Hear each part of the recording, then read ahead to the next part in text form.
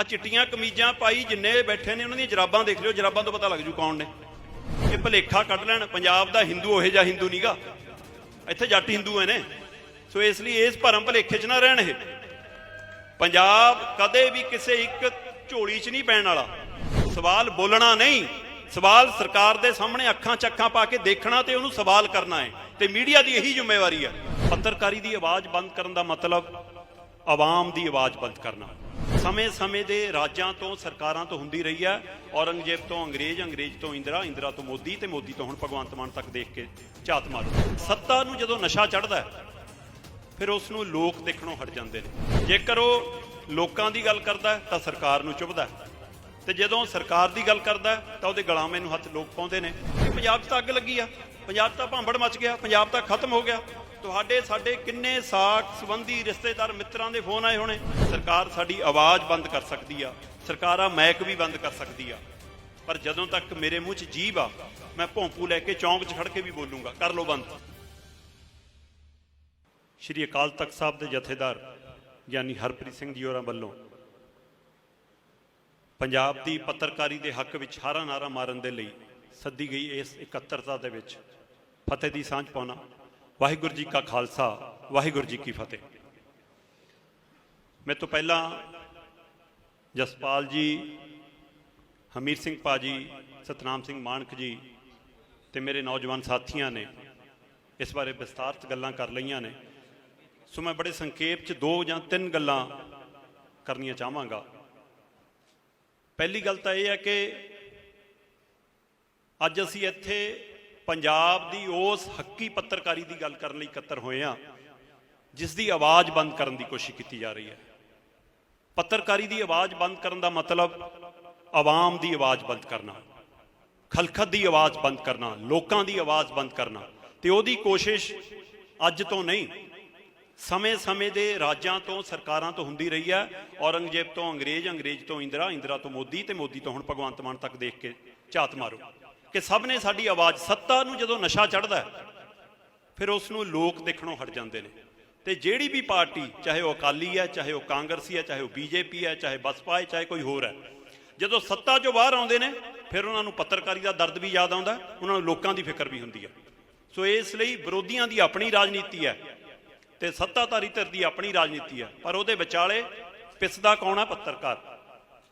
जेकर वो लोकां दी गल करदा तां सरकार नूं चुभदा, ते जदों सरकार दी गल करदा तां उहदे गलामे नूं हत्थ लोक पाउंदे ने।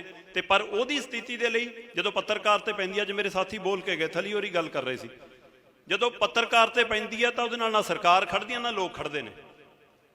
पंजाब दे विच पिछले दिन एक वरतारा वापरिया। नौजवान पत्रकार जिहड़े अपने अपने अदारियां च काम करदे ने, उन्हां दे घरे पुलिस गई। जथेदार साहब, पंजाब सरकार दी पुलिस है, पंजाब सरकार को एक विभाग है, लोक संपर्क विभाग। उन्होंने पता है कि मैं कित्थे रहना, मेरा पत्रकार कित्थे रहिंदा, साडे बाकी अदारियां दे पत्रकार कित्थे रहिंदे ने। उन्हां तो लिस्ट ले लैंदे, आ जांदे, कोई मोहाली रहिंदा, कोई खरड़ रहिंदा, कोई चंडीगढ़ रहिंदा, कोई जलंधर रहिंदा। पिंडां 'च पुलिस भेजना समझ आउंदी है सानूं कि पिंडां 'च बजुर्ग रहिंदे ने, मापे रहिंदे ने, भैण भरा रहिंदे ने, पिंड 'च तां उही हला हो जांदी है पुलिस आ जावे। सो डराउण दी प्रवृत्ति है। वो पत्रकार नूं डराउण दी प्रवृत्ति नहीं, वो पंजाब दे लोकां नूं डराउण दी प्रवृत्ति है कि जिसी पत्रकार नूं नहीं बोलण दिंदे, तुसीं भी ना बोलिओ। सो ये आवाज़ लोकां दी बंद करन दी कोशिश है। ये ध्यान च रख के इस लड़ाई नूं विढणा पैणा। दूसरे पासे एक वो पत्रकारी है जिहड़ी सिर्फ ते सिर्फ व्यूज़ लई, नोटां लई, जिहड़े दिन च यही गिणदे ने कि चाहे असीं हनुमान की फोटो चढ़ा दईए, चाहे असीं गणेश जी की फोटो चढ़ा दईए, चाहे असीं राम के खिलाफ बोल दईए, चाहे राम के हक च बोल दईए, बस व्यूज़ देखने थल्ले किन्ने आउणे। उन्होंने आप कदे गुरु घर मंदिर जाके मत्था भी नहीं टेकिया हुंदा। सो इसलिए उत्थे भी सानू चैक पोस्ट रखने की लोड़ है कि वह किहो जी पत्रकारी करते हैं। एक बड़े अदारे, मानक साहब गल कर रहे सी, हमीर भाजी गल कर रहे सी, साडे बड़े अदारे उन्होंने तां पैसे मूहरे नचना है, जिहड़ा जिन्ने दाने सिੱਟੂਗਾ वो उन्ने उहदे लई नचणगे। सो उन्होंने लांभे रख के सिर्फ उन्हां पत्रकारां दे बारे सोचना पैना, उन्हां अदारियां बारे सोचना पैना जिहड़े लोकां दी गल करदे ने। तुसीं की समझदे हो कि अज जिहड़ा 18 तरीक तो बाद पंजाब च वरतारा वापरिया, ये सिर्फ एक व्यक्ति नूं जां उहदे कुछ साथियां नूं फड़न लई सी? नहीं, ਦਿੱਲੀ ਦੇ ਕਿਸਾਨ ਅੰਦੋਲਨ ਤੋਂ ਬਾਅਦ ਪੰਜਾਬ ਦੀ, ਪੰਜਾਬੀਅਤ ਦੀ, ਸਿੱਖੀ ਦੀ ਜੋ ਪਹਿਚਾਣ ਬਣੀ ਸੀ ਦੁਨੀਆ ਭਰ 'ਚ, ਉਸ ਨੂੰ ਮਸਲਣ ਲਈ ਸੀ, ਉਸ ਨੂੰ ਖਤਮ ਕਰਨ ਲਈ ਸੀ ਕਿ ਤਾਂ ਕਿ ਪੰਜਾਬ ਦੀ ਜਿਹੜੀ ਸ਼ਾਨ ਹੈ ਉਸ ਨੂੰ ਮੁੜ ਕੇ ਦਰੜ ਕੇ ਰੱਖੀਏ। ਇਹ ਉਹਦੇ ਲਈ ਕੋਸ਼ਿਸ਼ ਹੋਈ। ਕਾਰਨ ਉਹਦੇ ਪਿੱਛੇ ਸਾਫ਼ ਹੈ ਕਿ ਉਹਨਾਂ ਨੂੰ ਪਤਾ ਸੀਗਾ ਕਿ ਆਹ ਜਿਹੜੇ ਮੀਡੀਆ ਦੇ ਅਦਾਰੇ ਨੇ, ਇਹ ਲੋਕਾਂ ਦੀ ਗੱਲ ਕਰਕੇ, ਸੱਚ ਦੀ ਗੱਲ ਕਰਕੇ ਜਦੋਂ ਪੱਖ ਸਾਹਮਣੇ ਰੱਖਦੇ ਨੇ ਤਾਂ ਚੁੱਭਦੇ ਨੇ। ਮੈਂ 2-3 ਹਵਾਲਿਆਂ ਨਾਲ ਗੱਲ ਰੱਖ ਦਿੰਦਾ।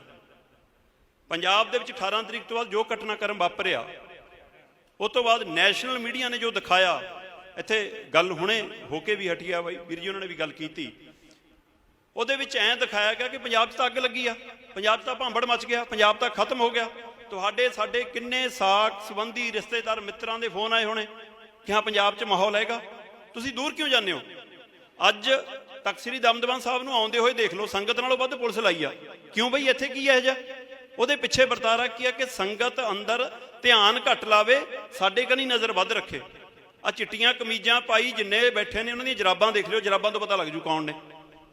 ਸੋ ਇਸ ਲਈ ਇਹ ਪੁਲਿਸ ਸਰਕਾਰ ਨੂੰ ਜਵਾਬ ਦੇਣ ਲੱਗੀ ਆ। ਮੈਂ ਅੱਜ ਇੱਥੇ, ਜਾਂ ਮੇਰੇ ਸਾਥੀ ਜਿੰਨੇ, ਜਗਤਾਰ ਭੁੱਲਰ ਵੀਰ ਨਾਲ ਮੇਰੀ ਸਵੇਰੇ ਗੱਲ ਹੋ ਰਹੀ ਸੀ ਆਉਂਦੇ ਹੋਏ, ਕਿ ਅਸੀਂ ਇੱਥੇ ਬੋਲਣ ਨਹੀਂ ਆਏ, ਅਸੀਂ ਇੱਥੇ ਦਿਖਾਉਣ ਲਈ ਆਏ ਹਾਂ ਕਿ ਅਸੀਂ ਖੜੇ ਹਾਂ। ਸਵਾਲ ਬੋਲਣਾ ਨਹੀਂ, ਸਵਾਲ ਸਰਕਾਰ ਦੇ ਸਾਹਮਣੇ ਅੱਖਾਂ 'ਚ ਅੱਖਾਂ ਪਾ ਕੇ ਦੇਖਣਾ ਤੇ ਉਹਨੂੰ ਸਵਾਲ ਕਰਨਾ ਹੈ, ਤੇ ਮੀਡੀਆ ਦੀ ਇਹੀ ਜ਼ਿੰਮੇਵਾਰੀ ਹੈ। ਹਾਲ ਹੀ ਦੇ ਵਿੱਚ ਸੁਪਰੀਮ ਕੋਰਟ ਦਾ ਇੱਕ ਫੈਸਲਾ ਆਇਆ, ਜਥੇਦਾਰ ਸਾਹਿਬ, ਸੁਪਰੀਮ ਕੋਰਟ ਨੇ ਸਾਫ਼ ਲਫ਼ਜ਼ਾਂ 'ਚ ਕਿਹਾ ਕਿ ਜੇਕਰ ਸਰਕਾਰ ਨੂੰ ਸਵਾਲ ਹੁੰਦੇ ਨੇ, ਸਰਕਾਰ ਦੀਆਂ ਖਾਮੀਆਂ ਕੋਈ ਅਦਾਰਾ ਗਣਾਉਂਦਾ ਤਾਂ ਇਹ ਦੇਸ਼ ਧਰੋਹ ਨਹੀਂ, ਇਹ ਕੌਮੀ ਸੁਰੱਖਿਆ ਨਹੀਂ, ਉਸ ਨੂੰ ਆਪਣੀਆਂ ਖਾਮੀਆਂ ਨੂੰ ਸੁਣਨਾ ਸਿੱਖੋ। ਪਰ ਜਿਹੜੇ ਜੰਮੇ ਅੰਦੋਲਨ 'ਚੋਂ, ਜਿਨ੍ਹਾਂ ਨੂੰ ਪੰਜਾਬ ਨੇ ਨਾ ਧਰਮ ਦੇ ਨਾਂ ਤੇ, ਨਾ ਫਿਰਕੇ ਦੇ ਨਾਂ ਤੇ, ਨਾ ਜਾਤ ਦੇ ਰਾਹ ਤੇ, ਨਾ ਸ਼ਹਿਰੀ ਪਿੰਡੂ ਦੇ ਨਾਂ ਤੇ, ਉਹਨਾਂ ਨੇ ਸਿਰਫ ਬਦਲਾਅ ਦੇ ਨਾਂ ਤੇ ਵੋਟਾਂ ਪਾਈਆਂ। ਅੱਜ ਉਹ ਬਦਲਾਅ ਦਾ ਨਜ਼ਾਰਾ ਲੈ ਰਹੇ ਹਾਂ ਅਸੀਂ। ਅੱਜ ਉਹ ਬਦਲਾਅ ਦਾ ਨਜ਼ਾਰਾ ਇਹ ਕਿ ਸਾਡੇ ਪੱਤਰਕਾਰਾਂ ਦੇ ਉੱਤੇ, ਮੀਡੀਆ ਅਦਾਰਿਆਂ ਦੇ ਉੱਤੇ, ਉਹਨਾਂ ਦੇ ਪੇਜ ਬੰਦ ਕਰਕੇ, ਉਹਨਾਂ ਦੇ ਅਕਾਊਂਟ ਬੰਦ ਕਰਕੇ, ਉਹਨਾਂ ਦੇ ਖਾਤੇ ਬੰਦ ਕਰਕੇ, ਉਹਨਾਂ ਦੇ ਮਾਪਿਆਂ ਨੂੰ ਡਰਾ ਕੇ ਐਦਾਂ ਆਵਾਜ਼ ਨਹੀਂ ਦਵਾਈ ਜਾ ਸਕਦੀ। ਤਖ਼ਤ ਸ੍ਰੀ ਦਮਦਮਾ ਸਾਹਿਬ ਦੀ ਧਰਤੀ ਤੇ ਖੜ ਕੇ ਜਥੇਦਾਰ ਸਾਹਿਬ, ਜਿਹੜਾ ਤੁਸੀਂ ਹਾਰਾ ਨਾਰਾ ਮਾਰਿਆ, ਉਹਦੇ ਲਈ ਧੰਨਵਾਦ। ਮੈਨੂੰ ਵਿਸਾਖੀ ਅਨੰਦਪੁਰ ਸਾਹਿਬ ਦੀ ਯਾਦ ਆ ਰਹੀ ਆ। ਸੋ ਇਸ ਲਈ ਇਹ ਇਕੱਤਰਤਾ ਉਸ ਗੱਲ ਦੀ ਹਾਮੀ ਭਰਦੀ ਆ ਕਿ ਪੰਜਾਬ, ਸੰਗਤ, ਸਿੱਖ ਤੇ ਇਸ ਪੰਜਾਬੀਅਤ ਦੇ ਲੋਕ, ਇਸ ਪੰਜਾਬ ਦੀ ਧਰਤੀ ਦੇ ਲੋਕ, ਇਹ ਵੱਖਰੇ ਕਣ 'ਚੋਂ ਜੰਮੇ ਨੇ।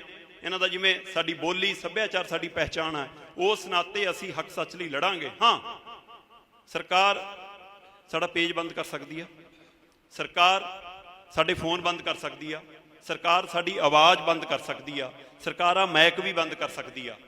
ਪਰ ਜਦੋਂ ਤੱਕ ਮੇਰੇ ਮੂੰਹ 'ਚ ਜੀਭ ਆ, ਮੈਂ ਭੌਂਪੂ ਲੈ ਕੇ ਚੌਂਕ 'ਚ ਖੜ ਕੇ ਵੀ ਬੋਲੂੰਗਾ, ਕਰ ਲਓ ਬੰਦ। ਤੇ ਜੇਕਰ ਇੰਨਾ ਵੀ ਨਾ ਸਰਿਆ ਤਾਂ ਜੀਭ ਵੱਢ ਸਕਦੀ ਆ ਸਰਕਾਰ, ਤੇ ਉਸ ਦਿਨ ਫਿਰ ਅਸੀਂ, ਮੀਡੀਆ ਸਾਡਾ ਚੁੱਪ ਨਹੀਂ ਰਹੂਗਾ, ਉਸ ਦਿਨ ਵੀ ਅਸੀਂ ਚੀਕ ਮਾਰਾਂਗੇ ਚੌਂਕ 'ਚ ਖੜ ਕੇ, ਉਹ ਚੀਕ ਵੀ ਸਾਡੀ ਆਵਾਜ਼ ਆਊ। ਤੇ ਜੇ ਤਾਂ ਵੀ ਫਿਰ ਇਹ ਗਰਦਨਾਂ ਵੱਢਣ ਤੱਕ ਆਉਣਗੇ। ਸੋ ਬਿਲਕੁਲ ਮਾਨਕ ਸਾਹਿਬ ਦੀ ਗੱਲ ਦਰੁਸਤ ਸੀ ਕਿ ਉਸ ਗੱਲ ਤੇ ਗੌਰ ਕਰਿਓ ਕਿ ਜਿਹੜੇ ਦਿੱਲੀ ਤੋਂ ਚੱਲ ਕੇ ਇੱਥੇ ਤੱਕ ਆਏ ਨੇ, ਇਹ ਬੋਲੀ ਕਿਹਦੀ ਬੋਲਦੇ ਨੇ?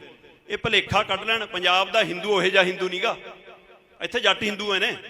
ਸੋ ਇਸ ਲਈ ਇਸ ਭਰਮ ਭੁਲੇਖੇ 'ਚ ਨਾ ਰਹਿਣ। ਇਹ ਪੰਜਾਬ ਕਦੇ ਵੀ ਕਿਸੇ ਇੱਕ ਝੋਲੀ 'ਚ ਨਹੀਂ ਪੈਣ ਵਾਲਾ। ਤੇ ਇਸ ਲਈ ਇੱਥੇ ਦਾ ਮੀਡੀਆ ਦਾ ਵੀ ਦਮ ਵੀ ਹੋਰ ਹੈ, ਇੱਥੇ ਮੀਡੀਆ ਦੀ ਸੋਚ ਵੀ ਹੋਰ ਹੈ। ਉਹਨਾਂ ਦੇ ਪੇਜ ਬੰਦ ਕਰਕੇ, ਉਹਨਾਂ ਦੇ ਅਕਾਊਂਟ ਬੰਦ ਕਰਕੇ, ਉਹਨਾਂ ਦੇ ਘਰਾਂ 'ਚ ਪੁਲਿਸ ਭੇਜ ਕੇ ਆਵਾਜ਼ ਨਹੀਂ ਦਵਾਈ ਜਾਏਗੀ। ਇਹ ਆਵਾਜ਼ ਬੁਲੰਦ ਰਹੇਗੀ।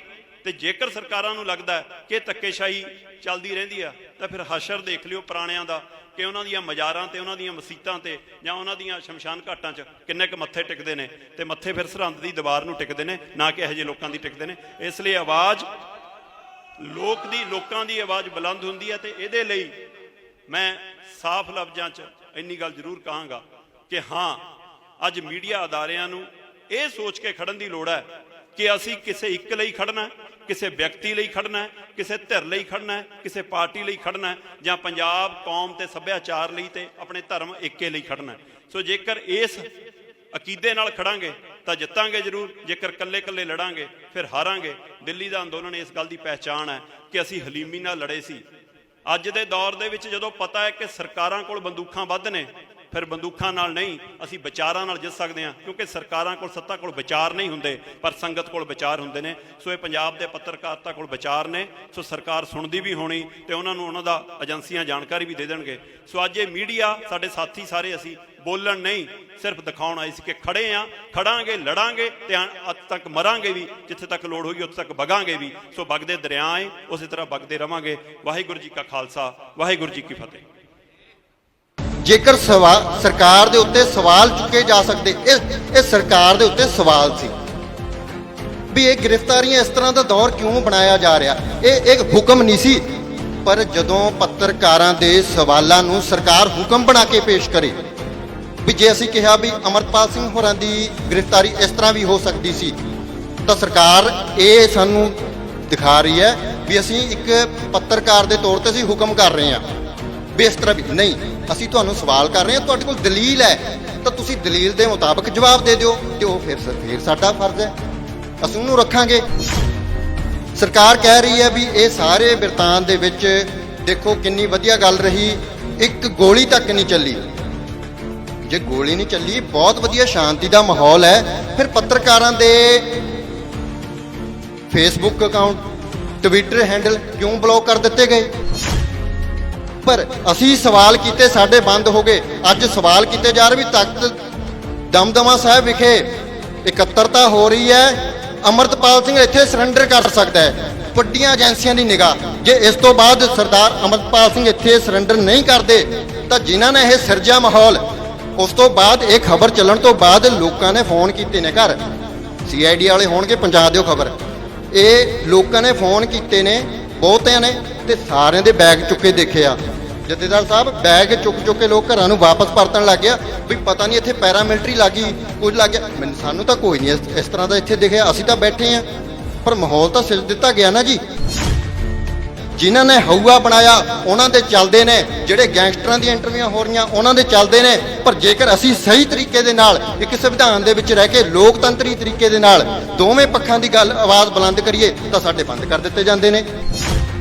ਜੇਕਰ ਸਰਕਾਰਾਂ ਨੂੰ ਠੀਕ ਹੈ, ਸਾਡਾ ਪੰਜਾਬੀ ਲੋਕ ਚੈਨਲ ਵੀ ਬੰਦ ਕਰ ਦਿੱਤਾ ਗਿਆ, ਫੇਸਬੁੱਕ, YouTube, ਮੇਰਾ ਪਰਸਨਲ ਖਾਤਾ, ਮੈਨੂੰ ਜਿਵੇਂ ਮੈਂ ਕੋਈ ਅੱਤਵਾਦੀ ਹੁੰਦਾ, ਬਈ ਜੇ ਮੈਂ ਇਹੋ ਜਿਹਾ ਸੀਗਾ ਤਾਂ ਮੈਨੂੰ ਹੁਣ ਤੱਕ ਤਾਂ ਪੁਲਿਸ ਨੇ ਚੱਕ ਲੈਣਾ ਸੀਗਾ, ਮੈਨੂੰ ਵੀ ਸ਼ਾਇਦ ਉੱਥੇ ਪਹੁੰਚਾਇਆ ਹੁੰਦਾ ਅਸਾਮ, ਪਰ ਮੈਂ ਅਜਿਹਾ ਨਹੀਂ ਕੋਈ ਕਲੂ ਸੀ। ਪਰ ਮੇਰੇ ਬੰਦ ਕਿਉਂ ਕੀਤੇ ਗਏ, ਇਸ ਦਾ ਸਵਾਲ ਹੁਣ ਵੀ ਕਰ ਰਹੇ ਆ ਨਾ। ਜੋ ਅਸੀਂ ਇਕੱਤਰਤਾ ਕੀਤੀ ਆ, ਇਹਨੂੰ ਇਸ ਤਰ੍ਹਾਂ ਕਿਉਂ ਦਿਖਾਇਆ ਜਾ ਰਿਹਾ ਵੱਡੇ ਚੈਨਲਾਂ ਦੇ ਉੱਤੇ, ਤੇ ਉਹਨਾਂ ਦੇ ਬੰਦ ਕਿਉਂ ਨਹੀਂ ਕੀਤੇ ਜਾ ਰਹੇ, ਸਵਾਲ ਅਸੀਂ ਇਹ ਵੀ ਕਰ ਰਹੇ ਹਾਂ। WhatsApp ਗਰੁੱਪਾਂ ਦੇ ਵਿੱਚ ਬਾਈ ਤੇਰੇ ਨਾਲ ਹੈ, ਤੇਰੇ ਨਾਲ ਹੈ, ਮੈਨੂੰ ਲੱਗਦਾ ਮੈਨੂੰ 1000 ਤੋਂ ਵੱਧ ਫੋਨ ਆ ਗਏ। ਉਹ ਸ਼ਾਇਦ ਉੱਥੇ ਹੀ ਕੁਰਸੀ ਤੇ ਬੈਠੇ ਖੜੇ ਹੋ ਜਾਂਦੇ ਆ, ਫਿਰ ਬਹਿ ਜਾਂਦੇ ਆ ਵੀ ਤੇਰੇ ਨਾਲ ਖੜੇ ਆ ਭਾਈ, ਫਿਰ ਹੁਣ ਅਸੀਂ ਬਹਿ ਗਏ ਆ। ਵਾਹਿਗੁਰੂ ਜੀ ਕਾ ਖਾਲਸਾ, ਵਾਹਿਗੁਰੂ ਜੀ ਕੀ ਫਤਿਹ। ਇਸ ਇਕੱਤਰਤਾ ਦੇ ਵਿੱਚ ਮੇਰੇ ਤੋਂ ਪਹਿਲਾਂ ਸੀਨੀਅਰ ਪੱਤਰਕਾਰ, ਬਹੁਤ ਹੀ ਸਤਿਕਾਰਯੋਗ ਸਰਦਾਰ ਹਮੀਰ ਸਿੰਘ ਜੀ ਤੇ ਸਰਦਾਰ ਜਸਪਾਲ ਸਿੰਘ ਜੀ ਹੋਰੀ ਬਹੁਤ ਵਧੀਆ ਬੋਲ ਚੁੱਕੇ ਨੇ। ਕੋਈ ਗੁੰਜਾਇਸ਼ ਤਾਂ ਬਾਕੀ ਨਹੀਂ ਰਹੀ, ਪਰ ਪੱਤਰਕਾਰ ਸਮਾਜ ਦਾ ਉਹ ਅਨਿੱਖੜਵਾਂ ਅੰਗ ਹੁੰਦੇ ਨੇ ਜਿਨ੍ਹਾਂ ਨੇ ਇੱਕ ਘਰ ਦੇ ਵਿੱਚ, ਜੇ ਕੋਈ ਪਰਿਵਾਰ ਦੇ ਵਿੱਚ 5 ਮੈਂਬਰ ਹੈ ਤੇ ਇੱਕ ਵਿਅਕਤੀ ਨੂੰ ਵੀ ਕੋਈ ਕਮੀ ਆ ਰਹੀ ਹੈ, ਉਸ ਜੇ ਸਰਕਾਰਾਂ ਨੇ ਹਰ ਪਰਿਵਾਰ ਦੇ ਵਿੱਚ ਹਰ ਪਰਿਵਾਰ ਦੇ ਮੈਂਬਰ ਨੂੰ ਖੁਸ਼ਹਾਲ ਹੋਣ ਦਾ ਵਾਅਦਾ ਕੀਤਾ ਹੈ, ਤੇ ਉਹਦੇ ਇੱਕ ਮੈਂਬਰ ਨੂੰ ਵੀ ਕੋਈ ਕਮੀ ਆ ਰਹੀ ਨਾ ਸਰਕਾਰੀ ਤੌਰ ਤੇ ਜਾਂ ਫਿਰ ਉਹ ਵਾਅਦੇ ਦੇ ਮੁਤਾਬਕ, ਤਾਂ ਉਸ ਇੱਕ ਮੈਂਬਰ ਦੀ ਆਵਾਜ਼ ਚੁੱਕਣਾ ਵੀ ਉਸ ਪੱਤਰਕਾਰ ਦਾ ਫਰਜ਼ ਤੇ ਹੱਕ ਹੈ। ਪੱਤਰਕਾਰ ਸਮਾਜ ਦਾ ਉਹ ਅੰਗ ਨੇ ਜਿਨ੍ਹਾਂ ਨੇ ਸਮਾਜ ਨੂੰ ਵੀ ਬਿਲਕੁਲ ਗੁਲਦਸਤੇ ਦੀ ਤਰ੍ਹਾਂ ਗੁੰਦ ਕੇ ਰੱਖਣਾ ਹੈ। ਸੰਵਿਧਾਨ ਹੈ, ਸੰਵਿਧਾਨ ਦੇ ਅੰਦਰ ਲੋਕਤੰਤਰ ਦੇ ਵਿੱਚ ਜੇਕਰ ਕੋਈ ਲੋਕਤੰਤਰ ਦੀ ਵਾਇਲੇਸ਼ਨ ਕਰਦਾ ਹੈ ਤਾਂ ਉਹਦੀ ਆਵਾਜ਼ ਵੀ ਪੱਤਰਕਾਰਾਂ ਨੇ ਚੁੱਕਣੀ, ਚਾਹੇ ਉਹ ਸਰਕਾਰ ਹੋਵੇ ਜਾਂ ਕੋਈ ਹੋਰ ਹੋਵੇ। ਪਰ ਜੋ ਅੱਜ ਕੱਲ੍ਹ ਇਹ ਬਿਰਤਾਂਤ ਸਿਰਜਿਆ ਜਾ ਰਿਹਾ ਹੈ, ਉਹ ਕੋਈ ਸਮਾਜ ਦੇ ਲਈ ਜਾਂ ਸਾਡੇ ਪੱਤਰਕਾਰਾਂ ਦੇ ਲਈ ਵੀ ਵਧੀਆ ਨਹੀਂ। ਕਿਉਂਕਿ ਜੇਕਰ ਬੀਤੇ ਕੁਝ ਦਿਨਾਂ ਦੀ ਆਪਾਂ ਗੱਲ ਕਰੀਏ, ਭਾਈ ਅੰਮ੍ਰਿਤਪਾਲ ਸਿੰਘ ਜੀ ਦੀ ਗ੍ਰਿਫਤਾਰੀ ਹੁੰਦੀ ਹੈ ਤਾਂ ਉਹ ਜੋ ਤਰੀਕਾ ਸੀ, ਗ੍ਰਿਫਤਾਰੀ ਬਹੁਤ ਤਰੀਕਿਆਂ ਦੇ ਨਾਲ ਕੀਤੀ ਜਾ ਸਕਦੀ ਸੀ। ਜੇਕਰ ਉਹ ਸੰਵਿਧਾਨ ਦੇ ਮੁਤਾਬਕ ਜਾਂ ਕਾਨੂੰਨ ਦੇ ਮੁਤਾਬਕ ਗਲਤ ਸੀਗੇ ਤਾਂ ਗ੍ਰਿਫਤਾਰੀ ਹੋ ਸਕਦੀ ਸੀ, ਬਹੁਤ ਸਾਰੇ ਤਰੀਕੇ ਸੀ। ਤੇ ਉਹਨਾਂ ਤਰੀਕਿਆਂ ਬਾਰੇ ਜੇਕਰ ਸਵਾਲ ਨੂੰ ਸਵਾਲ ਕੀਤੇ ਜਾ ਸਕਦੇ ਨੇ ਸਰਕਾਰ ਨੂੰ ਕਿ ਭਾਈ ਉਹ ਘਰ ਸੀ, ਤੁਸੀਂ ਜਦੋਂ ਤੁਹਾਨੂੰ ਪਤਾ ਅਜਨਾਲਾ ਘਟਨਾ ਇੰਨੀ ਦੇਰ ਪਹਿਲਾਂ ਹੋ ਜਾਂਦੀ ਹੈ ਤਾਂ ਉਸ ਤੋਂ ਬਾਅਦ ਇੰਨੀ ਦੇਰ ਕਿਉਂ ਲਗਾਈ ਗਈ? ਜਦੋਂ ਘਰ ਤੋਂ ਬਾਹਰ ਨਿਕਲੇ ਉਦੋਂ ਹੀ ਕਿਉਂ? ਜੇਕਰ ਸਰਕਾਰ ਦੇ ਉੱਤੇ ਸਵਾਲ ਚੁੱਕੇ ਜਾ ਸਕਦੇ, ਇਹ ਸਰਕਾਰ ਦੇ ਉੱਤੇ ਸਵਾਲ ਸੀ ਵੀ ਇਹ ਗ੍ਰਿਫਤਾਰੀਆਂ ਇਸ ਤਰ੍ਹਾਂ ਦਾ ਦੌਰ ਕਿਉਂ ਬਣਾਇਆ ਜਾ ਰਿਹਾ? ਇਹ ਇੱਕ ਹੁਕਮ ਨਹੀਂ ਸੀ। ਪਰ ਜਦੋਂ ਪੱਤਰਕਾਰਾਂ ਦੇ ਸਵਾਲਾਂ ਨੂੰ ਸਰਕਾਰ ਹੁਕਮ ਬਣਾ ਕੇ ਪੇਸ਼ ਕਰੇ, ਵੀ ਜੇ ਅਸੀਂ ਕਿਹਾ ਵੀ ਅਮਰਪਾਲ ਸਿੰਘ ਹੋਰਾਂ ਦੀ ਗ੍ਰਿਫਤਾਰੀ ਇਸ ਤਰ੍ਹਾਂ ਵੀ ਹੋ ਸਕਦੀ ਸੀ, ਤਾਂ ਸਰਕਾਰ ਇਹ ਸਾਨੂੰ ਦਿਖਾ ਰਹੀ ਹੈ ਵੀ ਅਸੀਂ ਇੱਕ ਪੱਤਰਕਾਰ ਦੇ ਤੌਰ ਤੇ ਅਸੀਂ ਹੁਕਮ ਕਰ ਰਹੇ ਹਾਂ ਵੀ ਇਸ ਤਰ੍ਹਾਂ ਵੀ ਨਹੀਂ। ਅਸੀਂ ਤੁਹਾਨੂੰ ਸਵਾਲ ਕਰ ਰਹੇ ਹਾਂ, ਤੁਹਾਡੇ ਕੋਲ ਦਲੀਲ ਹੈ ਤਾਂ ਤੁਸੀਂ ਦਲੀਲ ਦੇ ਮੁਤਾਬਕ ਜਵਾਬ ਦੇ ਦਿਓ, ਤੇ ਉਹ ਫਿਰ ਸਾਡਾ ਫਰਜ਼ ਹੈ, ਅਸੀਂ ਉਹਨੂੰ ਰੱਖਾਂਗੇ ਵੀ ਭਾਈ ਸਰਕਾਰ ਦੇ ਕੋਲ ਆਹ ਦਲੀਲ ਹੈ, ਇਸ ਕਰਕੇ ਇਹਨਾਂ ਚੀਜ਼ਾਂ ਨੂੰ ਇੱਥੇ ਨਹੀਂ ਕੀਤਾ ਗਿਆ, ਇਹਦੇ ਨਾਲ ਇਹ ਚੀਜ਼ਾਂ ਹੋ ਸਕਦੀਆਂ ਸੀ। ਸਰਕਾਰ ਕਹਿ ਰਹੀ ਹੈ ਵੀ ਇਹ ਸਾਰੇ ਬਿਰਤਾਂਤ ਦੇ ਵਿੱਚ ਦੇਖੋ ਕਿੰਨੀ ਵਧੀਆ ਗੱਲ ਰਹੀ, ਇੱਕ ਗੋਲੀ ਤੱਕ ਨਹੀਂ ਚੱਲੀ। ਜੇ ਗੋਲੀ ਨਹੀਂ ਚੱਲੀ, ਬਹੁਤ ਵਧੀਆ ਸ਼ਾਂਤੀ ਦਾ ਮਾਹੌਲ ਹੈ, ਫਿਰ ਪੱਤਰਕਾਰਾਂ ਦੇ ਫੇਸਬੁੱਕ ਅਕਾਊਂਟ, ਟਵਿੱਟਰ ਹੈਂਡਲ ਕਿਉਂ ਬਲੌਕ ਕਰ ਦਿੱਤੇ ਗਏ? ਪਰ ਇੱਥੇ ਮੈਂ ਜ਼ਰੂਰ ਇਹ ਕਹਾਂਗਾ ਵੀ ਇਹਦੇ ਵਿੱਚ ਸਾਡੇ ਕੁਝ ਪੱਤਰਕਾਰ ਭਰਾਵਾਂ ਦੀ ਵੀ ਗਲਤੀ ਹੈ।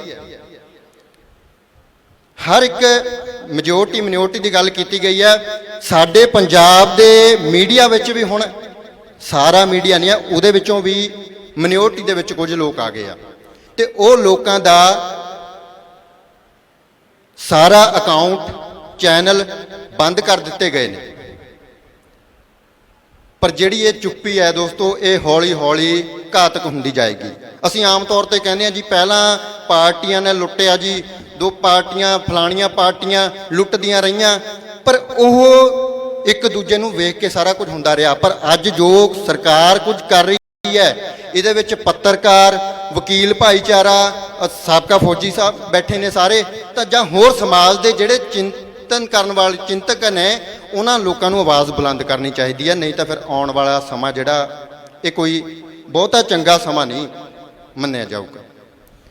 ਸੋ ਬੇਨਤੀ ਇੰਨੀ ਹੋ ਹੈ ਵੀ ਇਹ ਜੋ ਸਾਰਾ ਕੁਝ ਹੋ ਰਿਹਾ ਹੈ, ਇਹ ਬਹੁਤਾ ਠੀਕ ਨਹੀਂ ਹੋ ਰਿਹਾ। ਇਸ ਲਈ ਠੀਕ ਹੈ, ਬਹੁਤ ਵਧੀਆ ਗੱਲ ਕੀਤੀ ਸੀ ਸਰਦਾਰ ਹਮੀਰ ਸਿੰਘ ਜੀ ਨੇ ਵੀ ਜਿਹੜੇ ਪੱਤਰਕਾਰਾਂ ਨੂੰ ਲੱਗਦਾ ਜਾਂ ਜਿਨ੍ਹਾਂ ਅਦਾਰਿਆਂ ਨੂੰ ਲੱਗਦਾ ਵੀ ਅਸੀਂ ਇਹ ਨਹੀਂ ਕਰ ਸਕਦੇ, ਉਹ ਕੰਮ ਕਰ ਲਓ। ਅਸੀਂ ਸਵਾਲ ਕੀਤੇ ਸਰਕਾਰ ਨੂੰ, ਸਾਡੇ ਬੰਦ ਕਰ ਦਿੱਤੇ ਗਏ ਆ। ਅੱਜ ਪੱਤਰਕਾਰ ਭਾਈਚਾਰਾ ਇਕੱਤਰਤਾ ਇੱਥੇ ਬੈਠੇ ਆ, ਕਾਰਪੋਰੇਟ ਘਰਾਣਿਆਂ ਦੇ ਜਿਹੜੇ ਚੈਨਲ ਨੇ, ਇੱਕ ਤਾਂ ਹੁੰਦਾ ਵੀ ਬੰਦੇ ਨੂੰ ਸਮਝ ਆਏ, ਉਹਨੇ ਆਪਣਾ ਚੈਨਲ ਚਲਾਇਆ ਕਰਤਾਰ ਸਿੰਘ ਸਰਾਭਾ ਦੀ ਤਰ੍ਹਾਂ ਵੀ ਉਹ ਕੰਮ ਕਰ ਰਿਹਾ ਪੱਤਰਕਾਰੀ। ਇੱਕ ਬੰਦਾ ਕਹਿੰਦਾ ਵੀ ਯਾਰ ਕਿੰਨਾ ਕੁ ਪੈਸਾ ਲੱਗਣਾ, ਤੂੰ ਚੈਨਲ ਚਲਾ ਲੇਂਗਾ, ਮੈਂ ਲਾਉਂਦਾ ਪੈਸਾ ਤੇਰੇ ਤੇ 5 ਕਰੋੜ ਤੇ ਤੁਸੀਂ ਚੈਨਲ ਚਲਾਓ। ਤੇ ਉਹ ਬੰਦੇ ਨੇ ਤਾਂ ਫਿਰ ਜਦੋਂ ਪੈਸਾ ਦੇਖਣਾ ਉਹਨੇ ਵੀ ਇੱਥੋਂ ਕਮਾਈ ਆ ਰਹੀ ਹੈ, ਫਿਰ ਉਹ ਤੇ ਕੰਮ ਕਰੂਗਾ ਹੀ। ਪਰ ਅਸੀਂ ਸਵਾਲ ਕੀਤੇ, ਸਾਡੇ ਬੰਦ ਹੋ ਗਏ। ਅੱਜ ਸਵਾਲ ਕੀਤੇ ਜਾ ਰਹੇ ਵੀ ਤਖਤ ਦਮਦਮਾ ਸਾਹਿਬ ਵਿਖੇ ਇਕੱਤਰਤਾ ਹੋ ਰਹੀ ਹੈ, ਅਮਰਤਪਾਲ ਸਿੰਘ ਇੱਥੇ ਸਰੈਂਡਰ ਕਰ ਸਕਦਾ ਹੈ। ਵੱਡੀਆਂ ਏਜੰਸੀਆਂ ਦੀ ਨਿਗਾਹ, ਜੇ ਇਸ ਤੋਂ ਬਾਅਦ ਸਰਦਾਰ ਅਮਰਤਪਾਲ ਸਿੰਘ ਇੱਥੇ ਸਰੈਂਡਰ ਨਹੀਂ ਕਰਦੇ ਤਾਂ ਜਿਨ੍ਹਾਂ ਨੇ ਇਹ ਸਿਰਜਿਆ ਮਾਹੌਲ, ਉਸ ਤੋਂ ਬਾਅਦ ਇਹ ਖਬਰ ਚੱਲਣ ਤੋਂ ਬਾਅਦ ਲੋਕਾਂ ਨੇ ਫੋਨ ਕੀਤੇ ਨੇ ਘਰ, CID ਵਾਲੇ ਹੋਣਗੇ, ਪਹੁੰਚਾ ਦਿਓ ਖਬਰ। ਇਹ ਲੋਕਾਂ ਨੇ ਫੋਨ ਕੀਤੇ ਨੇ ਬਹੁਤਿਆਂ ਨੇ, ਤੇ ਸਾਰਿਆਂ ਦੇ ਬੈਗ ਚੁੱਕੇ ਦੇਖਿਆ। ਜਥੇਦਾਰ ਸਾਹਿਬ ਬੈਗ ਚੁੱਕ ਕੇ ਲੋਕ ਘਰਾਂ ਨੂੰ ਵਾਪਸ ਪਰਤਣ ਲੱਗ ਗਿਆ ਵੀ ਪਤਾ ਨਹੀਂ ਇੱਥੇ ਪੈਰਾਮਿਲਟਰੀ ਲੱਗੀ, ਕੁਝ ਲੱਗ ਗਿਆ। ਸਾਨੂੰ ਤਾਂ ਕੋਈ ਨਹੀਂ ਇਸ ਤਰ੍ਹਾਂ ਦਾ ਇੱਥੇ ਦਿਖਿਆ, ਅਸੀਂ ਤਾਂ ਬੈਠੇ ਹਾਂ। ਪਰ ਮਾਹੌਲ ਤਾਂ ਸਿਰਜ ਦਿੱਤਾ ਗਿਆ ਨਾ ਜੀ। ਜਿਨ੍ਹਾਂ ਨੇ ਹਊਆ ਬਣਾਇਆ ਉਹਨਾਂ ਦੇ ਚੱਲਦੇ ਨੇ, ਜਿਹੜੇ ਗੈਂਗਸਟਰਾਂ ਦੀਆਂ ਇੰਟਰਵਿਊਆਂ ਹੋ ਰਹੀਆਂ ਉਹਨਾਂ ਦੇ ਚੱਲਦੇ ਨੇ। ਪਰ ਜੇਕਰ ਅਸੀਂ ਸਹੀ ਤਰੀਕੇ ਦੇ ਨਾਲ ਇੱਕ ਸੰਵਿਧਾਨ ਦੇ ਵਿੱਚ ਰਹਿ ਕੇ ਲੋਕਤੰਤਰੀ ਤਰੀਕੇ ਦੇ ਨਾਲ ਦੋਵੇਂ ਪੱਖਾਂ ਦੀ ਗੱਲ ਆਵਾਜ਼ ਬੁਲੰਦ ਕਰੀਏ ਤਾਂ ਸਾਡੇ ਬੰਦ ਕਰ ਦਿੱਤੇ ਜਾਂਦੇ ਨੇ। ਤਾਂ ਇਹ ਜੋ ਮਾਹੌਲ ਸਿਰਜਿਆ ਜਾ ਰਿਹਾ ਕੋਈ ਬਹੁਤਾ ਨਹੀਂ ਹੈ। ਪਰ ਹਾਂ, ਜੇਕਰ ਸਰਕਾਰਾਂ ਨੂੰ ਠੀਕ ਹੈ, ਸਾਡਾ ਪੰਜਾਬੀ ਲੋਕ ਚੈਨਲ ਵੀ ਬੰਦ ਕਰ ਦਿੱਤਾ ਗਿਆ, ਫੇਸਬੁੱਕ, YouTube, ਮੇਰਾ ਪਰਸਨਲ ਖਾਤਾ, ਮੈਨੂੰ ਜਿਵੇਂ ਮੈਂ ਕੋਈ ਅੱਤਵਾਦੀ ਹੁੰਦਾ ਬਈ, ਜੇ ਮੈਂ ਇਹੋ ਜਿਹਾ ਸੀਗਾ ਤਾਂ ਮੈਨੂੰ ਹੁਣ ਤੱਕ ਤਾਂ ਪੁਲਿਸ ਨੇ ਚੱਕ ਲੈਣਾ ਸੀਗਾ, ਮੈਨੂੰ ਵੀ ਸ਼ਾਇਦ ਉੱਥੇ ਪਹੁੰਚਾਇਆ ਹੁੰਦਾ ਅਸਾਮ। ਪਰ ਮੈਂ ਅਜਿਹਾ ਨਹੀਂ ਕੋਈ ਕਲੂ ਸੀ, ਪਰ ਮੇਰੇ ਬੰਦ ਕਿਉਂ ਕੀਤੇ ਗਏ? ਇਸ ਤਾਂ ਸਵਾਲ ਹੁਣ ਵੀ ਕਰ ਰਹੇ ਆ ਨਾ। ਜੋ ਅਸੀਂ ਇਕੱਤਰਤਾ ਕੀਤੀ ਆ, ਇਹਨੂੰ ਇਸ ਤਰ੍ਹਾਂ ਕਿਉਂ ਦਿਖਾਇਆ ਜਾ ਰਿਹਾ ਵੱਡੇ ਚੈਨਲਾਂ ਦੇ ਉੱਤੇ, ਤੇ ਉਹਨਾਂ ਦੇ ਬੰਦ ਕਿਉਂ ਨਹੀਂ ਕੀਤੇ ਜਾ ਰਹੇ? ਸਵਾਲ ਅਸੀਂ ਇਹ ਵੀ ਕਰ ਰਹੇ ਹਾਂ। ਇਸ ਕਰਕੇ ਬੇਨਤੀ ਹੈ ਜਥੇਦਾਰ ਸਾਹਿਬ, ਤੁਸੀਂ ਅੱਜ ਇਹ ਇਕੱਤਰਤਾ ਸੀਨੀਅਰ ਪੱਤਰਕਾਰ ਬੈਠੇ ਸੀਗੇ, ਉਦੋਂ ਵੀ ਉਹਨਾਂ ਨੇ ਦੱਸਿਆ ਵੀ 1992 ਤੋਂ ਬਾਅਦ ਪਹਿਲੀ ਵਾਰ ਇਹ ਅਜਿਹਾ ਕੁਝ ਹੋਇਆ, ਤੇ ਉਹਦੇ ਲਈ ਧੰਨਵਾਦ। ਉਮੀਦ ਕਰਦੇ ਹਾਂ ਵੀ ਜਿੰਨੇ ਬੁਲਾਰੇ ਹੋਣਗੇ ਉਹ ਬੋਲਣ ਦੇ ਨਾਲ ਨਾਲ ਖੜਨਗੇ ਜ਼ਰੂਰ ਸਾਡੇ ਨਾਲ, ਕਿਉਂਕਿ ਖੜ ਤਾਂ ਜਾਂਦੇ ਆ ਜੀ WhatsApp ਗਰੁੱਪਾਂ ਦੇ ਵਿੱਚ, ਬਾਈ ਤੇਰੇ ਨਾਲ ਹੈ, ਤੇਰੇ ਨਾਲ ਹੈ। ਮੈਨੂੰ ਲੱਗਦਾ ਮੈਨੂੰ 1000 ਤੋਂ ਵੱਧ ਫੋਨ ਆ ਗਏ, ਉਹ ਸ਼ਾਇਦ ਉੱਥੇ ਹੀ ਕੁਰਸੀ ਤੇ ਬੈਠੇ ਬੈਠੇ ਖੜੇ ਹੋ ਜਾਂਦੇ, ਫਿਰ ਬਹਿ ਜਾਂਦੇ ਆ ਵੀ ਤੇਰੇ ਨਾਲ ਖੜੇ ਆ ਭਾਈ, ਫਿਰ ਹੁਣ ਅਸੀਂ ਬਹਿ ਗਏ ਆ। ਅਜਿਹਾ ਨਹੀਂ ਹੋਣਾ ਚਾਹੀਦਾ। ਅਸੀਂ ਆਵਾਜ਼ ਜ਼ਰੂਰ ਬੁਲੰਦ ਕਰੀਏ, ਧੱਕਾ ਕਿਸੇ ਨਾਲ ਵੀ ਹੋਵੇ। ਸਾਡੇ ਵਿਚਾਰ ਬਹੁਤ ਪੱਤਰਕਾਰ ਅਜਿਹੇ ਭਰਾ ਨੇ ਜਿਨ੍ਹਾਂ ਦੇ ਨਾਲ ਵਿਚਾਰਕ ਮਤਭੇਦ ਹੁੰਦੇ ਨੇ, ਪਰ ਜਦੋਂ ਵਿਪਤਾ ਆਏ ਤਾਂ ਸਾਨੂੰ ਉਹ ਸਾਰੀਆਂ ਚੀਜ਼ਾਂ ਨੂੰ ਛੱਡ ਕੇ ਜ਼ਰੂਰ ਇੱਕ ਹੋਣਾ ਚਾਹੀਦਾ। ਇੰਨੀਆਂ ਕੁ ਬੇਨਤੀਆਂ ਪ੍ਰਵਾਨ ਕਰਿਓ। ਵਾਹਿਗੁਰੂ ਜੀ ਕਾ ਖਾਲਸਾ, ਵਾਹਿਗੁਰੂ ਜੀ ਕੀ ਫਤਿਹ।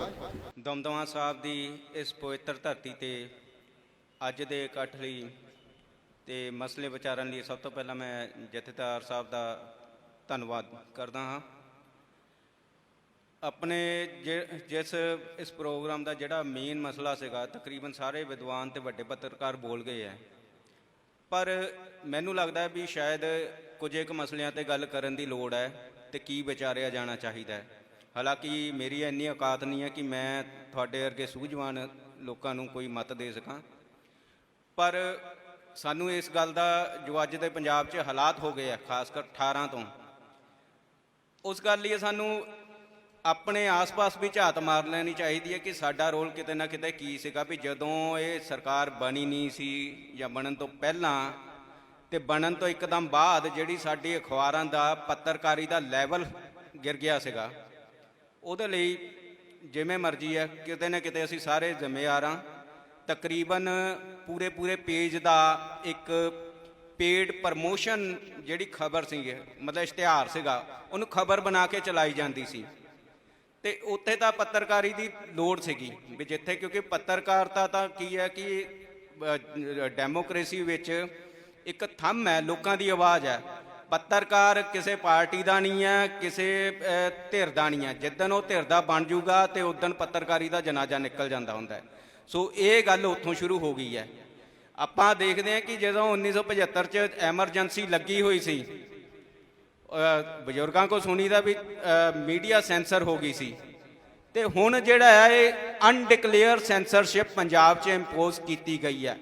18 ਤਰੀਕ ਤੋਂ ਬਾਅਦ ਅੰਮ੍ਰਿਤਪਾਲ ਦਾ ਮਸਲਾ ਬਹੁਤ ਪਿੱਛੇ ਰਹਿ ਜਾਂਦਾ ਹੈ। ਉਹ ਇੱਕ ਬੰਦੇ ਦਾ ਕੋਈ ਮਸਲਾ ਹੋ ਸਕਦਾ ਹੈ ਜਾਂ ਕੁਝ ਵੀ ਵੈਰ ਵਿਰੋਧ ਦਾ ਮਸਲਾ ਸੀਗਾ।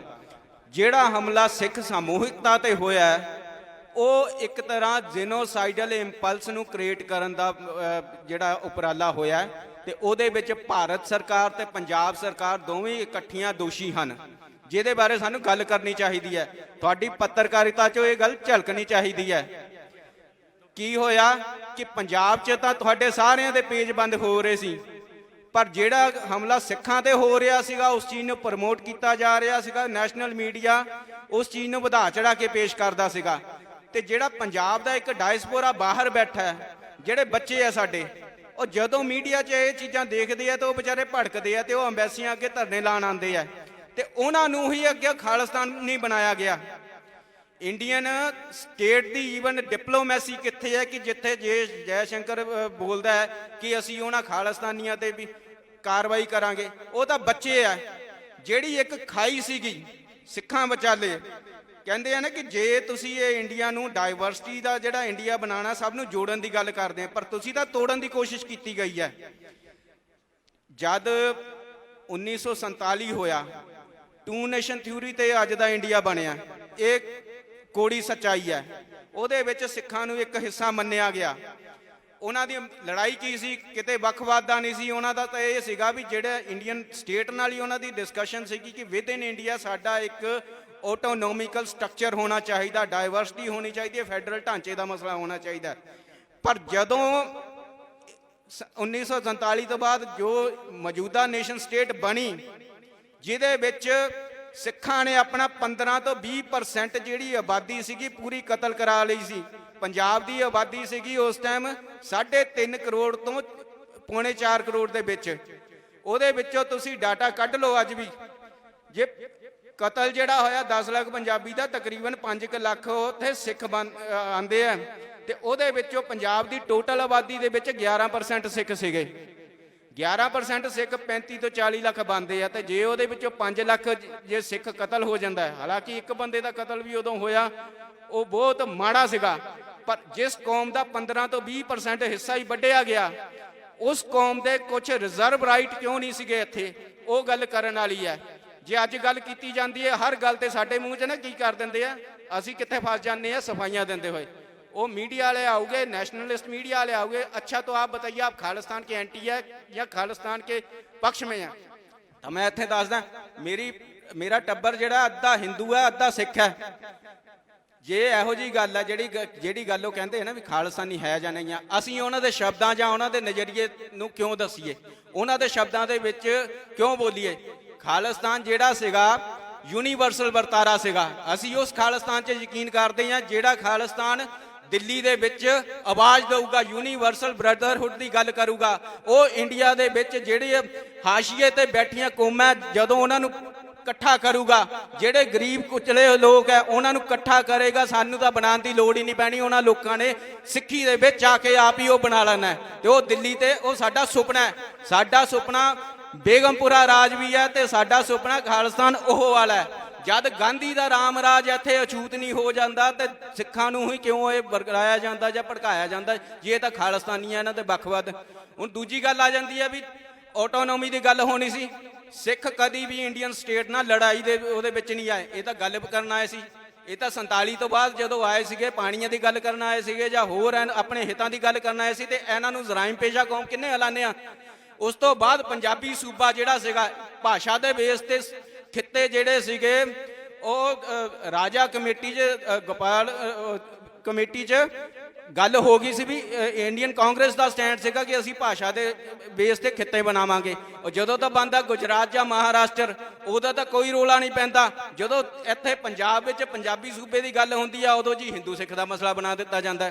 ਸਾਡੇ ਦਰਿਆ ਤੁਸੀਂ ਵੰਡ ਲੈ ਗਏ, ਗੈਰ ਕਾਨੂੰਨੀ ਢੰਗ ਨਾਲ ਸਾਡੇ ਪਾਣੀ ਡਾਇਵਰਟ ਕਰ ਰਹੇ ਹੋ, ਸਾਡੀ ਸਿਵਲਾਈਜੇਸ਼ਨ ਖਤਮ ਕਰ ਰਹੇ ਹੋ, ਤੇ ਉਹਦਾ ਜੇ ਤੁਹਾਡੇ ਕੋਲ ਜਵਾਬ ਮੰਗਣ ਜਾਈਏ ਤੁਸੀਂ ਬੋਲਦੇ ਨਹੀਂ, ਤੁਸੀਂ ਸਾਨੂੰ ਵੱਖਵਾਦੀ ਕਹਿੰਦੇ ਆ।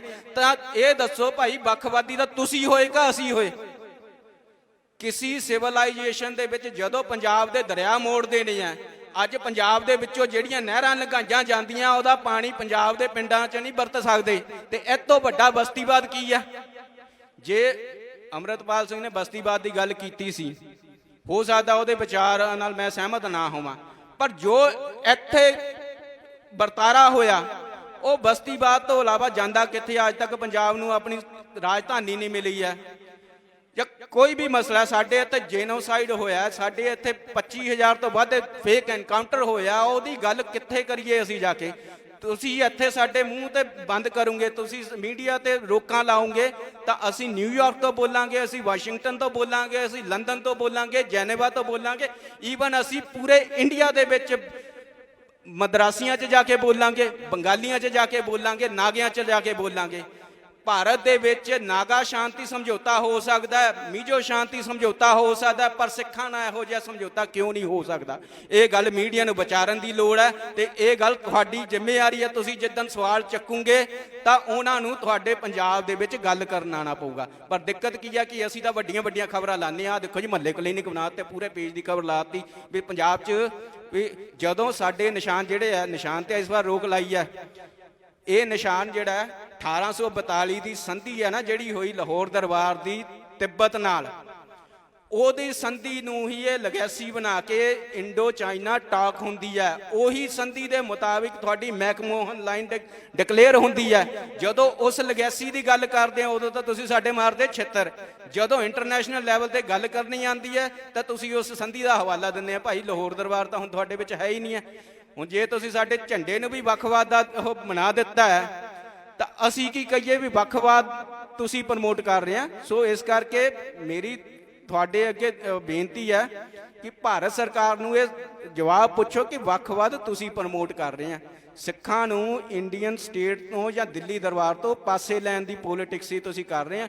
ਸਿੱਖਾਂ ਨੂੰ ਤੁਸੀਂ ਬਲੀ ਦਾ ਬੱਕਰਾ ਬਣਾ ਕੇ, ਕੋਈ ਬੰਦਾ ਚਾਹੇ ਉਹ ਅਰਵਿੰਦ ਕੇਜਰੀਵਾਲ ਆ ਵੀ ਇੰਦਰਾ ਗਾਂਧੀ ਦੀ ਰਾਹ ਚੁਣੂਗਾ ਵੀ ਮੈਂ ਇਲੈਕਸ਼ਨ ਜਿੱਤਨੇ ਆ ਜਾਂ ਨਵਾਂ ਹਿੰਦੂ ਹਿਰਦੇ ਸਮਰਾਟ ਬਣਨਾ, ਉਹ ਨਹੀਂ ਬਣਨ ਦਿੱਤਾ ਜਾਊਗਾ। ਤੇ ਇਹ ਜ਼ਿੰਮੇਵਾਰੀ ਤੁਹਾਡੀ ਹੈ। ਤੁਹਾਡੇ ਤੇ ਰੋਕ ਲੱਗੂਗੀ, ਪੂਰਾ ਪੰਜਾਬ ਬੋਲੂਗਾ।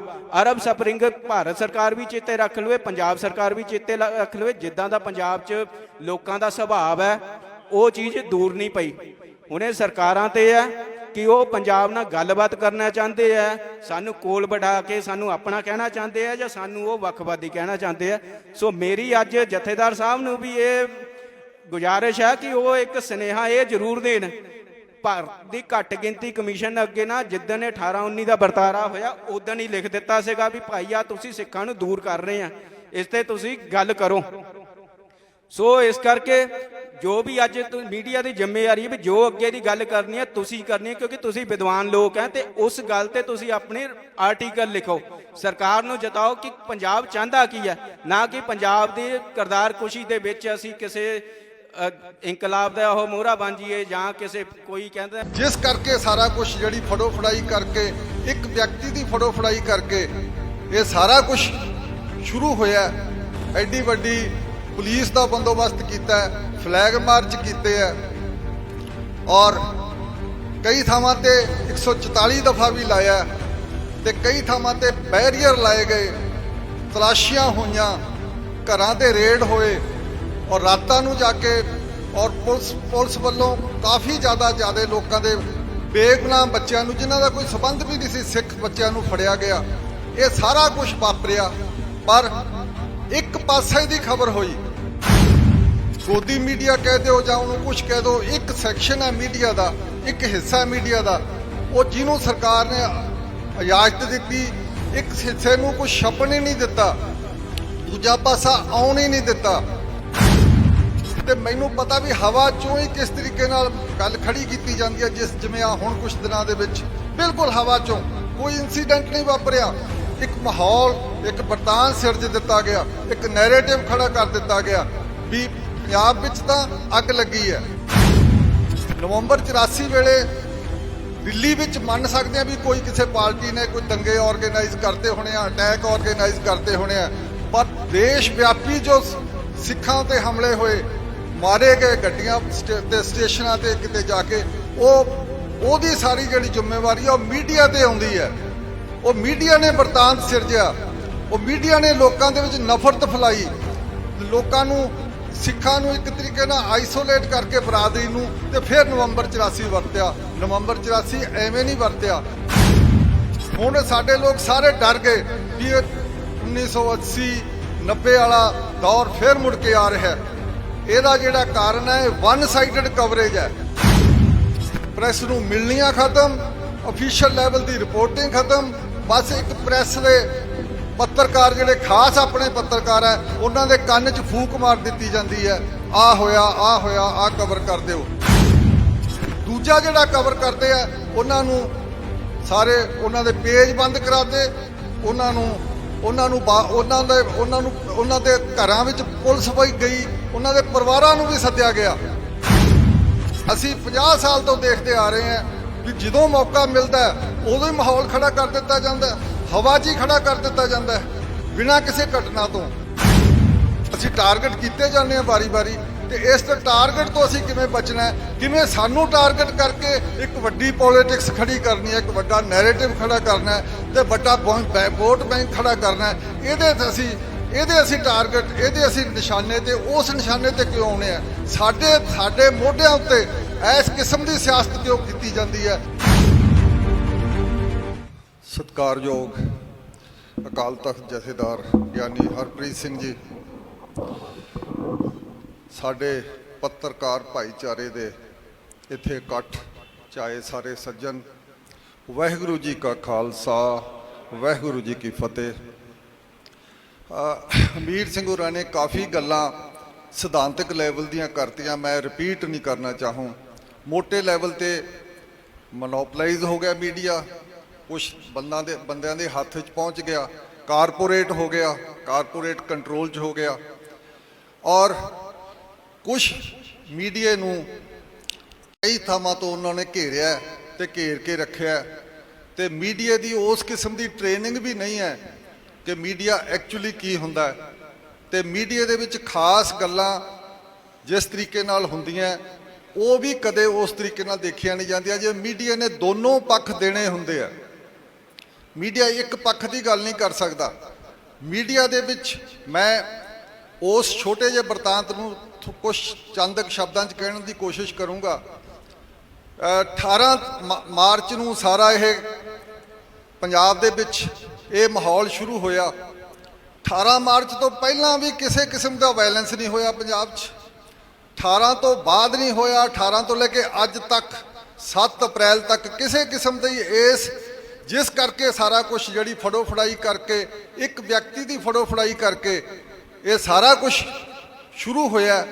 ਐਡੀ ਵੱਡੀ ਪੁਲਿਸ ਦਾ ਬੰਦੋਬਸਤ ਕੀਤਾ, ਫਲੈਗ ਮਾਰਚ ਕੀਤੇ ਹੈ, ਔਰ ਕਈ ਥਾਵਾਂ ਤੇ 144 ਦਫਾ ਵੀ ਲਾਇਆ, ਤੇ ਕਈ ਥਾਵਾਂ ਤੇ ਬੈਰੀਅਰ ਲਾਏ ਗਏ, ਤਲਾਸ਼ੀਆਂ ਹੋਈਆਂ, ਘਰਾਂ ਤੇ ਰੇਡ ਹੋਏ, ਔਰ ਰਾਤਾਂ ਨੂੰ ਜਾ ਕੇ ਔਰ ਪੁਲਿਸ ਵੱਲੋਂ ਕਾਫੀ ਜ਼ਿਆਦਾ ਲੋਕਾਂ ਦੇ ਬੇਗੁਨਾਹ ਬੱਚਿਆਂ ਨੂੰ ਜਿਨ੍ਹਾਂ ਦਾ ਕੋਈ ਸਬੰਧ ਵੀ ਨਹੀਂ ਸੀ, ਸਿੱਖ ਬੱਚਿਆਂ ਨੂੰ ਫੜਿਆ ਗਿਆ। ਇਹ ਸਾਰਾ ਕੁਝ ਵਾਪਰਿਆ, ਪਰ ਇੱਕ ਪਾਸੇ ਦੀ ਖਬਰ ਹੋਈ, ਸਿਰਫ ਇੱਕ ਪਾਸੇ ਦੀ। ਗੋਦੀ ਮੀਡੀਆ ਕਹਿ ਦਿਓ ਜਾਂ ਉਹਨੂੰ ਕੁਝ ਕਹਿ ਦਿਓ, ਇੱਕ ਸੈਕਸ਼ਨ ਹੈ ਮੀਡੀਆ ਦਾ, ਇੱਕ ਹਿੱਸਾ ਹੈ ਮੀਡੀਆ ਦਾ, ਉਹ ਜਿਹਨੂੰ ਸਰਕਾਰ ਨੇ ਇਜਾਜ਼ਤ ਦਿੱਤੀ, ਦੂਜੇ ਨੂੰ ਜਿਸ ਤਰੀਕੇ ਨਾਲ ਸਾਰੇ ਸਾਡੇ ਕਹਿ ਗਏ ਹਮੀਰ ਸਿੰਘ ਜਾਂ ਦੂਸਰੇ, ਇੱਕ ਹਿੱਸੇ ਨੂੰ ਕੋਈ ਛਪਣ ਹੀ ਨਹੀਂ ਦਿੱਤਾ, ਦੂਜਾ ਪਾਸਾ ਆਉਣ ਹੀ ਨਹੀਂ ਦਿੱਤਾ। ਇਹ ਜਿਹੜਾ ਸਾਰਾ ਵਰਤਾਰਾ ਹੈ ਉਹਦੇ ਉਸ ਕਰਕੇ ਇੱਕ ਭਾਈਚਾਰੇ ਨੂੰ ਬਦਨਾਮ ਵੀ ਕੀਤਾ ਗਿਆ, ਉਹਨੂੰ ਗਲਤ ਵੀ ਪੇਸ਼ ਕੀਤਾ ਗਿਆ। ਜੇ ਅਸੀਂ ਸਿਆਸੀ ਸ਼ਬਦਾਂ ਵਿੱਚ ਕਹੀਏ, ਇਹ ਸਿਆਸੀ ਸ਼ਬਦਾਂ 'ਚ, ਕਿਉਂਕਿ ਮੈਂ ਉਸ 84 ਦੇ ਦੌਰ ਨੂੰ ਵੀ ਰਿਪੋਰਟਿੰਗ ਕੀਤੀ ਹੈ ਅੰਮ੍ਰਿਤਸਰ ਦੇ ਵਿੱਚ, ਤੇ ਮੈਨੂੰ ਪਤਾ ਵੀ ਹਵਾ 'ਚੋਂ ਹੀ ਕਿਸ ਤਰੀਕੇ ਨਾਲ ਗੱਲ ਖੜੀ ਕੀਤੀ ਜਾਂਦੀ ਹੈ। ਜਿਵੇਂ ਆ ਹੁਣ ਕੁਝ ਦਿਨਾਂ ਦੇ ਵਿੱਚ ਬਿਲਕੁਲ ਹਵਾ 'ਚੋਂ ਕੋਈ ਇਨਸੀਡੈਂਟ ਨਹੀਂ ਵਾਪਰਿਆ, ਇੱਕ ਮਾਹੌਲ, ਇੱਕ ਵਰਤਾਨ ਸਿਰਜ ਦਿੱਤਾ ਗਿਆ, ਇੱਕ ਨੈਰੇਟਿਵ ਖੜਾ ਕਰ ਦਿੱਤਾ ਗਿਆ ਵੀ ਪੰਜਾਬ ਵਿੱਚ ਤਾਂ ਅੱਗ ਲੱਗੀ ਹੈ। ਉਹੀ ਮਾਹੌਲ ਹੋ ਗਿਆ ਜੀ 80-90 ਵਾਲਾ। ਇਸ ਕਿਸਮ ਦਾ ਜਿਹੜਾ ਵਰਤਾਰਾ ਹੈ ਇਹ ਪ੍ਰੈਸ ਕਰਦਾ ਹੈ। ਮੈਂ ਇਸ ਗੱਲ ਦਾ ਜ਼ੋਰ ਦੇ ਕੇ ਕਹਿਣਾ, ਮੀਡੀਆ ਦੀ ਜਿਹੜੀ ਇਸ ਕਿਸਮ ਦੀ ਗੱਲਬਾਤ ਹੈ ਉਸ ਦੇ ਉੱਤੇ ਜਦੋਂ ਇੱਕ ਪਾਸੜ ਲੈਵਲ ਤੇ ਕਵਰ ਹੁੰਦਾ, ਦੂਜਾ ਪਾਸਾ ਬਿਲਕੁਲ ਇਗਨੋਰ ਕਰ ਦਿੱਤਾ ਜਾਂਦਾ, ਤਾਂ ਇਹ ਨਵੰਬਰ 84 ਵਾਪਰਦਾ। ਨਵੰਬਰ 84 ਵੇਲੇ ਦਿੱਲੀ ਵਿੱਚ ਮੰਨ ਸਕਦੇ ਆ ਵੀ ਕੋਈ ਕਿਸੇ ਪਾਰਟੀ ਨੇ ਕੋਈ ਦੰਗੇ ਆਰਗੇਨਾਈਜ਼ ਕਰਤੇ ਹੋਣੇ ਆ, ਅਟੈਕ ਆਰਗੇਨਾਈਜ਼ ਕਰਤੇ ਹੋਣੇ ਆ, ਪਰ ਦੇਸ਼ ਵਿਆਪੀ ਜੋ ਸਿੱਖਾਂ ਤੇ ਹਮਲੇ ਹੋਏ, ਮਾਰੇ ਗਏ ਗੱਡੀਆਂ ਤੇ ਸਟੇਸ਼ਨਾਂ ਤੇ ਕਿਤੇ ਜਾ ਕੇ, ਉਹਦੀ ਸਾਰੀ ਜਿਹੜੀ ਜ਼ਿੰਮੇਵਾਰੀ ਆ ਉਹ ਮੀਡੀਆ ਤੇ ਆਉਂਦੀ ਹੈ। ਉਹ ਮੀਡੀਆ ਨੇ ਵਰਤਾਂਤ ਸਿਰਜਿਆ, ਉਹ ਮੀਡੀਆ ਨੇ ਲੋਕਾਂ ਦੇ ਵਿੱਚ ਨਫ਼ਰਤ ਫੈਲਾਈ, ਲੋਕਾਂ ਨੂੰ, ਸਿੱਖਾਂ ਨੂੰ ਇੱਕ ਤਰੀਕੇ ਨਾਲ ਆਈਸੋਲੇਟ ਕਰਕੇ ਬਰਾਦਰੀ ਨੂੰ, ਤੇ ਫਿਰ ਨਵੰਬਰ 84 ਵਰਤਿਆ। ਨਵੰਬਰ 84 ਐਵੇਂ ਨਹੀਂ ਵਰਤਿਆ। ਉਹੋ ਜਿਹਾ ਮਾਹੌਲ ਹੁਣ ਸਾਡੇ ਲੋਕ ਸਾਰੇ ਡਰ ਗਏ ਵੀ ਇਹ 1980-90 ਵਾਲਾ ਦੌਰ ਫਿਰ ਮੁੜ ਕੇ ਆ ਰਿਹਾ। ਇਹਦਾ ਜਿਹੜਾ ਕਾਰਨ ਹੈ ਵਨ ਸਾਈਡਡ ਕਵਰੇਜ ਹੈ। ਕਿਸੇ ਵੀ ਡੈਮੋਕ੍ਰੇਸੀ ਦੇ ਵਿੱਚ ਜੇ ਤੁਸੀਂ ਪ੍ਰੈਸ ਦਾ ਇੱਕ ਪਾਸਾ ਗਲ ਕੁੱਟੋਗੇ, ਦਬਾ ਕੇ ਰੱਖੋਗੇ, ਤਾਂ ਫਿਰ ਉਹ ਡੈਮੋਕ੍ਰੇਸੀ ਜਮਹੂਰੀਅਤ ਰਹਿ ਨਹੀਂ ਸਕਦੀ। ਉਹ ਦਿੱਲੀ ਵਿੱਚ ਵੀ ਹੋ ਰਿਹਾ, ਇੱਥੇ ਸਾਡੇ ਪੰਜਾਬ 'ਚ ਵੀ ਹੋ ਰਿਹਾ। ਪ੍ਰੈਸ ਕਾਨਫਰੰਸ ਖਤਮ, ਪ੍ਰੈਸ ਨੂੰ ਮਿਲਣੀਆਂ ਖਤਮ, ਅਫੀਸ਼ੀਅਲ ਲੈਵਲ ਦੀ ਰਿਪੋਰਟਿੰਗ ਖਤਮ। ਬਸ ਇੱਕ ਪ੍ਰੈਸ ਦੇ ਪੱਤਰਕਾਰ ਜਿਹੜੇ ਖਾਸ ਆਪਣੇ ਪੱਤਰਕਾਰ ਹੈ, ਉਹਨਾਂ ਦੇ ਕੰਨ 'ਚ ਫੂਕ ਮਾਰ ਦਿੱਤੀ ਜਾਂਦੀ ਹੈ, ਆਹ ਹੋਇਆ, ਆਹ ਕਵਰ ਕਰ ਦਿਓ। ਦੂਜਾ ਜਿਹੜਾ ਕਵਰ ਕਰਦੇ ਆ, ਉਹਨਾਂ ਦੇ ਪੇਜ ਬੰਦ ਕਰਾਤੇ, ਉਹਨਾਂ ਦੇ ਘਰਾਂ ਵਿੱਚ ਪੁਲਿਸ ਵੀ ਗਈ, ਉਹਨਾਂ ਦੇ ਪਰਿਵਾਰਾਂ ਨੂੰ ਵੀ ਸੱਦਿਆ ਗਿਆ, ਤੇ ਉਹਨਾਂ ਨੂੰ ਫੋਨ ਗਏ, ਡਰਾਇਆ ਧਮਕਾਇਆ ਗਿਆ। ਇਹ ਜਿਹੜਾ ਦੌਰ ਹੈ, ਇਸ ਕਿਸਮ ਦਾ ਹਵਾ 'ਚੋਂ ਖਾਲੀ ਕਿਸੇ ਗੱਲ ਤੋਂ ਬਿਨਾਂ ਇੰਨਾ ਵੱਡਾ ਖੜਾ ਕਰ ਦੇਣਾ ਇੱਕ ਬਰਾਦਰੀ ਦੇ ਵਿਰੁੱਧ, ਇਹ ਆਪਣੇ ਆਪ ਦੇ ਵਿੱਚ ਪ੍ਰੈਸ ਦੀ ਹੈ। ਬੇਸ਼ੱਕ ਪ੍ਰੈਸ ਅਸੀਂ ਕਹਿੰਦੇ ਆ ਵੀ ਪ੍ਰੈਸ ਹੈ ਜਿਹੜਾ ਠੀਕ ਆ, ਉਹ ਸਾਰੀ ਗੱਲ ਨਾਲ ਜੁੜਿਆ ਹੋਇਆ, ਸਾਰਾ ਆਰਥਿਕਤਾ ਨਾਲ ਜੁੜਿਆ, ਸਿਆਸੀ ਗੱਲ ਨਾਲ ਜੁੜਿਆ ਹੋਇਆ, ਪਰ ਇੱਥੇ ਜਿਹੜੀ ਜਥੇਦਾਰ ਸਾਹਿਬ ਨੇ ਜਿਹੜੀ ਇਹ ਬੁਲਾਈ ਹੈ ਮੀਟਿੰਗ, ਇਹਦੇ ਵਿੱਚ ਇਹ ਸਭ ਤੋਂ ਸ਼ਲਾਘਾਯੋਗ ਕਦਮ ਹੈ। ਸਾਨੂੰ ਕਰਨਾ ਪਊਗਾ, ਮਿਨੋਰਿਟੀ ਦੇ ਬਾਰੇ ਕੁਝ ਸੋਚਣਾ ਪਊਗਾ ਵੀ ਅਸੀਂ 50 ਸਾਲ ਤੋਂ ਦੇਖਦੇ ਆ ਰਹੇ ਹਾਂ ਵੀ ਜਦੋਂ ਮੌਕਾ ਮਿਲਦਾ ਉਦੋਂ ਹੀ ਮਾਹੌਲ ਖੜਾ ਕਰ ਦਿੱਤਾ ਜਾਂਦਾ, ਹਵਾ 'ਚ ਹੀ ਖੜਾ ਕਰ ਦਿੱਤਾ ਜਾਂਦਾ ਬਿਨਾਂ ਕਿਸੇ ਘਟਨਾ ਤੋਂ। ਇਹ ਜਿਹੜਾ ਪ੍ਰੈਸ ਦਾ ਮਾਹੌਲ ਹੈ ਜਿਹਦੇ ਵਿੱਚ ਸਾਡਾ ਅਸੀਂ ਘੇਰੇ ਜਾਂਦੇ ਆ, ਉਹਦੇ ਵਿੱਚ ਸਾਨੂੰ ਦੇਖਣਾ ਪਊਗਾ ਅਸੀਂ ਬਿਲਕੁਲ ਮਿਨੋਰਿਟੀ ਲੈਵਲ ਤੇ ਸਾਰਾ ਕੁਝ ਕਰੀਏ। ਅਸੀਂ ਇਹ ਨਾ ਸੋਚੀਏ ਸਿਆਸਤ ਵਿੱਚ ਵੀ ਸਾਡਾ ਕਿਤੇ ਦਿੱਲੀ ਨਾਲ ਸੰਬੰਧ ਹੈ, ਦਿੱਲੀ ਦੀ ਕਿਸੇ ਵੱਡੀ ਪਾਰਟੀ ਨਾਲ ਸੰਬੰਧ ਹੈ, ਉਹਦੇ ਕਰਕੇ ਅਸੀਂ ਇੱਕ ਵੱਡੀ ਅਸੀਂ ਦੇਸ਼ ਦੇ ਵਿੱਚ ਸਿਆਸਤ ਕਰਨੀ ਹੈ। ਅਸੀਂ ਮਿਨੋਰਿਟੀ ਰਹਿਣਾ। ਸਾਨੂੰ ਹੋਰ ਮਿਨੋਰਿਟੀਆਂ ਨਾਲ ਵੀ ਭਾਈਚਾਰਾ ਸਾਂਝ ਬਣਾਉਣੀ ਪਵੇਗੀ। ਹੁਣ ਤੱਕ ਦਾ ਜਿਹੜਾ ਸਾਰਾ ਹੈ ਵਰਤਾਰਾ, ਉਹਦੇ ਵਿੱਚ ਅਸੀਂ ਕਿਸੇ ਹੋਰ ਮਿਨੋਰਿਟੀ ਨਾਲ ਹੋ ਰਿਹਾ, ਕਿਸੇ ਹੋਰ ਪੀੜਤ ਗਰੁੱਪ ਨਾਲ ਕੁਝ ਹੋ ਰਿਹਾ, ਅਸੀਂ ਬਿਲਕੁਲ ਦਰਕਨਾਰ ਕਰ ਦਿੰਦੇ ਆ, ਅਸੀਂ ਧਿਆਨ ਹੀ ਨਹੀਂ ਦਿੰਦੇ। ਇਸ ਕਰਕੇ ਜ਼ਰੂਰਤ ਹੈ, ਬੇਨਤੀ ਹੈ ਮੇਰੀ ਇਹ ਸਾਰੇ ਵੀ ਘੱਟੋ ਘੱਟ ਅਕਾਲ ਤਖਤ ਉੱਤੇ ਇਸ ਕਿਸਮ ਦਾ ਮੈਕੈਨਿਜ਼ਮ, ਇਸ ਕਿਸਮ ਦਾ ਫਰੇਮਵਰਕ, ਇਸ ਕਿਸਮ ਦੀ ਕਮੇਟੀ ਜ਼ਰੂਰ ਹੋਣੀ ਚਾਹੀਦੀ ਹੈ, ਜਿਹੜੀ ਕਿ ਜਿਸ ਕਿਸਮ ਦਾ ਇਹ ਵਰਤਾਰਾ ਵਾਪਰਿਆ ਸੀ ਉਸ ਦਾ ਤੁਰਤ ਨੋਟਿਸ ਲਵੇ, ਤੁਰਤ ਸਟੇਟਮੈਂਟ ਜਾਰੀ ਹੋਵੇ, ਤੁਰਤ ਕਿਹਾ ਜਾਵੇ ਵੀ ਇਹ ਕੀ ਵਾਪਰ ਰਿਹਾ, ਸਾਰਾ ਕੁਝ ਕੀ ਹੋ ਰਿਹਾ। ਇਸ ਕਰਕੇ ਮਿਨੋਰਿਟੀ ਲੈਵਲ ਤੇ ਦੇਖਣਾ ਪਏਗਾ। ਇਹ ਕਮੇਟੀ ਦੀ ਖਾਸ ਕਿਸਮ ਦੀ ਜਿਸ ਤਰੀਕੇ ਦੀ ਵੇਖੋ ਪੋਲਿਟਿਕਸ ਗਿਵਨ ਸਿਚੁਏਸ਼ਨ ਦੇ ਵਿੱਚ ਅੱਜ ਦੇ ਹਾਲਾਤ ਵਿੱਚ ਕਈ ਕਿਸਮ ਦੀ ਪੋਲਿਟਿਕਸ ਚੱਲਦੀ ਆ, ਉਹ ਚੱਲੇਗੀ। ਪਰ ਸਵਾਲ ਹੈ ਵੀ ਮਿਨੋਰਿਟੀ ਨੇ ਇਸ ਵੱਡੇ ਸੈਟਅਪ ਵਿੱਚ ਰਹਿਣਾ, ਦੇਸ਼ ਦੇ ਸੈਟਅਪ ਵਿੱਚ ਰਹਿਣਾ, ਉਹਦੇ ਵਿੱਚ ਰਹਿਣ ਲਈ ਅਸੀਂ ਕਿਵੇਂ ਆਪਣੇ ਆਪ ਨੂੰ ਟਾਰਗੇਟ ਹੋਣ ਤੋਂ ਕਿਵੇਂ ਬਚਾ ਸਕਦੇ ਹਾਂ। ਅਸੀਂ ਟਾਰਗੇਟ ਕੀਤੇ ਜਾਂਦੇ ਹਾਂ ਵਾਰੀ-ਵਾਰੀ, ਤੇ ਇਸ ਤੋਂ ਟਾਰਗੇਟ ਤੋਂ ਅਸੀਂ ਕਿਵੇਂ ਬਚਣਾ, ਕਿਵੇਂ ਸਾਨੂੰ ਟਾਰਗੇਟ ਕਰਕੇ ਇੱਕ ਵੱਡੀ ਪੋਲਿਟਿਕਸ ਖੜੀ ਕਰਨੀ ਹੈ, ਇੱਕ ਵੱਡਾ ਨੈਰੇਟਿਵ ਖੜਾ ਕਰਨਾ ਹੈ ਤੇ ਵੱਡਾ ਵੋਟ ਬੈਂਕ ਖੜਾ ਕਰਨਾ ਹੈ। ਇਹਦੇ ਅਸੀਂ ਟਾਰਗੇਟ, ਇਹਦੇ ਅਸੀਂ ਨਿਸ਼ਾਨੇ ਤੇ ਉਸ ਨਿਸ਼ਾਨੇ ਤੇ ਕਿਉਂ ਆਉਣੇ ਆ? ਸਾਡੇ ਮੋਢਿਆਂ ਉੱਤੇ ਇਸ ਕਿਸਮ ਦੀ ਸਿਆਸਤ ਕਿਉਂ ਕੀਤੀ ਜਾਂਦੀ ਹੈ? ਸਾਡੇ ਸਿਰਾਂ ਉੱਤੇ ਇਸ ਕਿਸਮ ਦੀ ਸਿਆਸਤ ਕਿਉਂ ਖੜੀ ਕੀਤੀ ਜਾਂਦੀ ਹੈ? ਉਹਦੇ ਤੋਂ ਅਸੀਂ ਬਚਣਾ ਹੈ। ਬਿਲਕੁਲ ਇਹ ਸਾਡਾ ਫਰਜ਼ ਬਣਦਾ ਹੈ ਕਿ ਅਸੀਂ ਆਪਣੇ ਲੈਵਲ ਤੇ ਇਸ ਕਿਸਮ ਦੀ ਜਥੇਦਾਰ ਸਾਹਿਬ ਨੂੰ, ਮੈਂ ਬਾਕੀ ਪ੍ਰੈਸ ਦੇ ਬਾਰੇ ਕਾਫੀ ਗੱਲਾਂ ਹੋ ਗਈਆਂ, ਮੈਂ ਇੰਨੀ ਬੇਨਤੀ ਜ਼ਰੂਰ ਕਰੂੰਗਾ ਰਹੀ ਆ ਸਾਰੀ ਦੁਨੀਆ ਦੇ ਵਿੱਚ, ਤੇ ਸਾਨੂੰ ਇਹ ਅਸਲੀਅਤ ਹੈ ਜਿਹੜੀ ਇਹ ਸੱਚ ਹੈ ਉਹ ਐਕਸੈਪਟ ਕਰ ਲੈਣਾ ਚਾਹੀਦਾ, ਤੇ ਸਾਨੂੰ ਆਪਣਾ ਬੰਦੋਬਸਤ ਖੁਦ ਕਰਨਾ ਚਾਹੀਦਾ। ਇਹੀ ਮੇਰੀ ਬੇਨਤੀ ਹੈ। ਧੰਨਵਾਦ। ਵਾਹਿਗੁਰੂ ਜੀ ਕਾ ਖਾਲਸਾ, ਵਾਹਿਗੁਰੂ ਜੀ ਕੀ ਫਤਿਹ। ਆ ਚਿੱਟੀਆਂ